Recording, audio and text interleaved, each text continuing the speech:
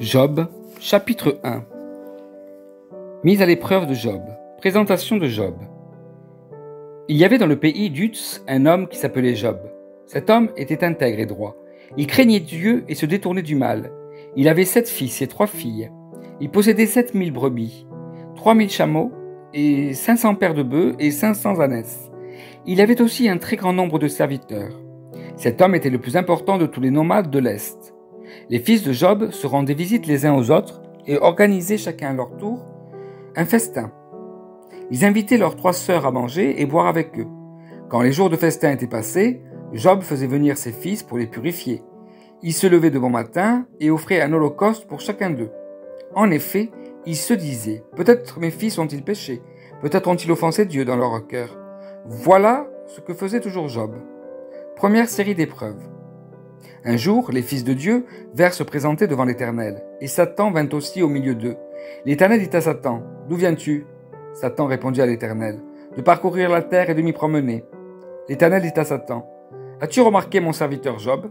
Il n'y a personne comme lui sur la terre, c'est un homme intègre et droit. Il craint Dieu et se détourne du mal. » Satan répondit à l'Éternel, « Est-ce de façon désintéressée que Job craint Dieu ? Ne l'as-tu pas entouré de ta protection, lui, sa famille et tout ce qui lui appartient ? Tu as béni le travail de ses mains et ses troupeaux couvrent le pays.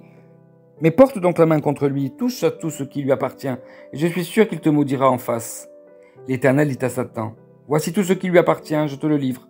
Seulement ne porte pas la main sur lui. » Satan se retira alors de la présence de l'Éternel. Alors qu'un jour les fils et les filles de Job mangeaient et buvaient du vin chez leur frère aîné, un messager arriva vers Job et lui dit, « Les bœufs labourés et les ânesses broutaient à côté d'eux. Des Sabéens se sont jetés sur eux et les ont enlevés. Ils ont tué les serviteurs à coups d'épée et je suis le seul à avoir pu m'échapper pour t'en apporter la nouvelle. » Il parlait encore lorsqu'un autre messager arriva et dit, « La foudre est tombée du ciel, a embrasé les brebis et les serviteurs et les a dévorés. Je suis le seul à avoir pu m'échapper pour t'en apporter la nouvelle. » Il parlait encore lorsqu'un autre messager arriva et dit, « Des Chaldéens répartis en 3 bandes se sont précipités sur les chameaux et les ont enlevés.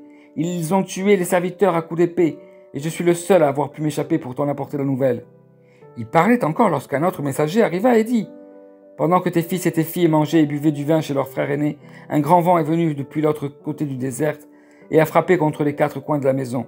Elle s'est écroulée sur les jeunes gens et ils sont morts. Je suis le seul à avoir pu m'échapper pour t'en apporter la nouvelle. » Job se leva alors, déchira son manteau et se rasa la tête.